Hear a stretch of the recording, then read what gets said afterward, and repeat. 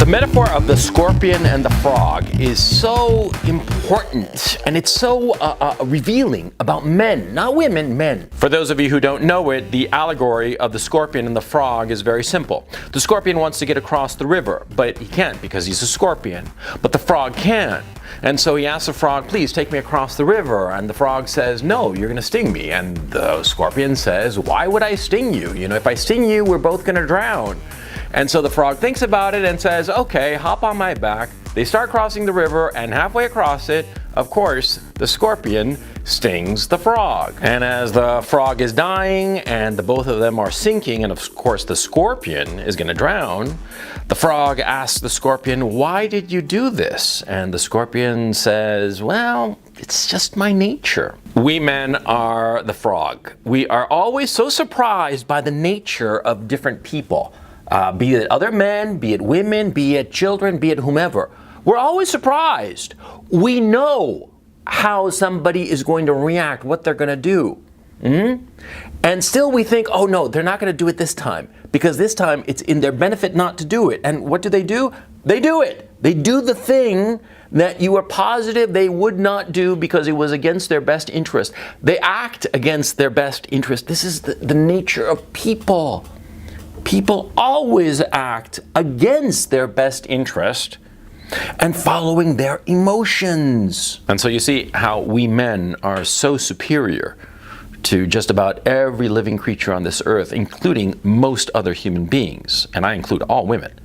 You see, because we men, we can set aside our emotions and focus in on our short, medium, and long-term goals, and use our reason, our logic, our acquired knowledge, and our experience to dictate our actions, no matter how much we feel we should do something else. You know, in aviation, flying by instruments is one of the toughest things that a pilot can do. Do you know why? Because when you're flying, sometimes in stormy weather, when your plane is getting tossed around, your instincts, your senses, believe that you are at a certain angle, that you know you're level or going up or going down or whatnot, but it's confused. Your senses are confused. The instruments are accurate, but your senses are confused. And so a lot of pilots, beginner pilots especially, they trust their senses and their instinct instead of trusting the instruments. And since they don't trust the instruments, they crash. That's what happened to John F. Kennedy Jr. He was not instrument rated, see? And the pilots who are instrument rated are the pilots who have mastered themselves to the degree that they know that their instincts can fool them. Now, why am I bringing all this up? Because women are not trustworthy. They have never been trustworthy. And there are very good reasons for them not to be trustworthy. And yet we men, fucking idiots that we are constantly amazed and surprised by the fact that women are not trustworthy. That they will act against their best interest, their long-term best interest, or their medium-term best interest, even their short-term best interest, for crying out loud. They will act in ways that are clearly self-destructive. Why? Why is it that men don't seem to understand this, and women seem to do this? Simplicity itself, Kimosabi. See, what's going on is that women are hardwired by evolution to wander around gathering foods. They carry their child, their infant, in one arm, or perhaps slung over their backs or something like that, and they wander around as a pack, looking for foods, berries, tubers, whatnot. That's how we evolved for not 1,000 years or 10,000 years or even 100,000 years, millions of years. The men, the males who were bigger and stronger, would go out and hunt for food to bring it back to the tribe. But the women of the tribe, they would all wander out together and find these berries and these tubers rather. And what does that do to a woman's psyche over time, over generation after generation, for millions of years? Quite simply, it makes them have the attention span of a fruit fly. Of course, because they're going from place to place to place. They're not focused on the one thing. Men are. Men focus on the one thing and ignore everything else because we have to chase and hunt down and kill the woolly mammoth, right? As I use that metaphor endlessly and you all mock me for it, but it's true. We hunt the woolly mammoth, and even when we're not seeing it, even when we're chasing it across the savannah, and that woolly mammoth has gotten behind some rock or something like that, or moved off and it's into like the hills or whatever the fuck, we don't see it anymore, we still know it's there. We're still focused on it. We are relentless because we know that if we take our eye off the ball, i.e., just sort of like let our attention wander, we're not going to get the woolly mammoth. We won't eat, we'll die. And that's why we are relentless in our focus. But women survive by having a wandering focus. That's the long and short of it. Yeah. They survive by letting their attention drift. They scan the horizon, they see everything that's out there, and they go here and they go there and they sort of like drift. And they drift as a pack of women. That's the important thing, see? And so women's compliance with one another is essential because, see, the pack of women, the flock of women, they go here, they go there, looking for berries and tubers and whatnot, looking for opportunities, see? And so women are hardwired to follow what other women are doing. And if strong-willed women want to go in a certain direction, the whole pack will kind of like drift in that direction. They won't follow, of course, the weak-willed women for obvious reasons. The strong-willed women, the vocal women, the loud, brassy women, they'll say, let's go here, let's go there, let's do this, whatsoever it is. And all the other women will flock because they'll figure, well, that woman is doing it, so it must be a good thing, so let's all do it. And so that's why you have in our contemporary society so many women who are so promiscuous. Because a few minority of women, a very small minority of women, basically said that it's okay to be a slut. And all the women wound up being sluts. That's the long and short of it, see? But it's also something else, see? Since they follow one another, and since they don't have a fixed attention span, it is very easy for a woman to fall into untrustworthiness. It's very easy for her to say one thing to you, and the very next second she ignores it. Why? Because she is not focused just on you. She's focused on a whole bunch of things. And so to you, she'll say whatever just to pacify you. But then when something else sparks her attention, some other situation, some other party, some other guy, she'll go over there. And she won't feel like bad about it because it's her nature. And so what do you have to do in order to hold on to a woman? I mean, suppose you meet some woman and you want to make her trustworthy, i.e. not cheat on you, i.e. not, fuck up your life. What do you have to do? Well, you have to work with what you've got. Don't go against a woman's nature. Don't try to force her to have a man's nature. No.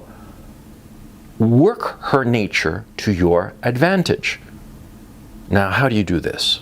You make the woman's priority to comply with you.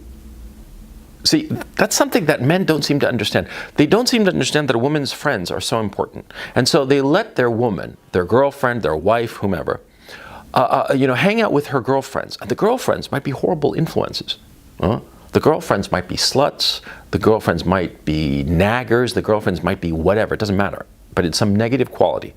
And so if you allow your woman to simply spend a lot of time with these women who are a bad influence, that bad influence is going to come to your home. And it's going to be inflicted on you. And so what you have to do is you have to make sure that her friend group, her collective, is the right kind, that has the right values, number one. And number two, you have to ensure that your woman seeks approval not from her group of girlfriends, but from you. And this is where so many guys fail. So many guys fail. This is so fucking simple.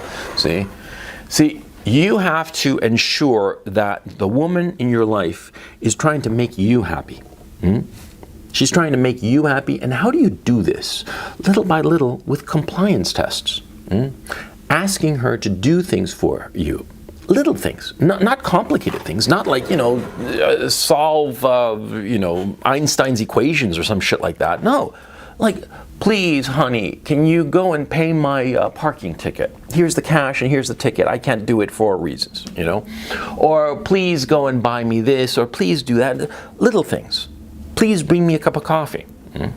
You have to train a woman the same way you would train, I hate to say it, the same way you would train a dog. Yeah, because dogs and human beings are animals. And dogs and human beings can be trained. Pavlov taught us that, if he taught us anything. The Pavlovian response, look it up. See, the point is that you have to train your woman to be compliant to you. And that's how you make her trustworthy.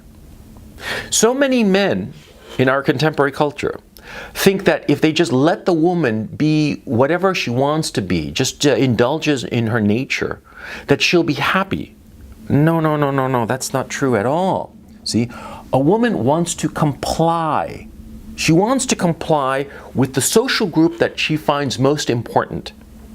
Now, if you don't make her comply, then she'll feel that, not that she is beholden to you, that you are her leader, but rather that you're a roommate, and that her true leaders, unbeknownst to her or at a subconscious level, are actually her friends, and her friends can be leading her down the wrong path. But what happens is that so many guys in the West, you know, they think that giving a woman freedom is letting her do whatever she wants and not make any demands on her. No. A woman, she needs demands. She wants demands. She's hardwired for it. I mean, think of raising a child. A child constantly makes demands. You know, the child's hungry, the child's shit its diapers, the child is sleepy, the child is cranky, you know, constant demands. And have you noticed women with small children, do they complain? Oh yeah, they might bitch and moan a little bit when the kid isn't around, but when they're with the kid, they're full attention. They love it, yeah. And most women find more satisfaction in caring for a child or caring for an elderly relative or somebody who's been incapacitated. They feel more satisfaction in that kind of work than in regular office work. This has been proven multiple times in multiple studies. Okay, don't take my word for it, Google it. That's what Google is there for. My point, if you make demands on your woman, compliance demands, she will become trustworthy. By her nature, she's constantly distracted. And by her nature, she constantly wants to comply with her friends. By her nature, she will never be trustworthy. So what you want to do is use her nature to your advantage. And don't complain and whine and say, you know, how could she be this way? They're like this. Women are like this. See? It's as stupid as complaining about the scorpion that stung you. Don't be that fool. Work with what you've got.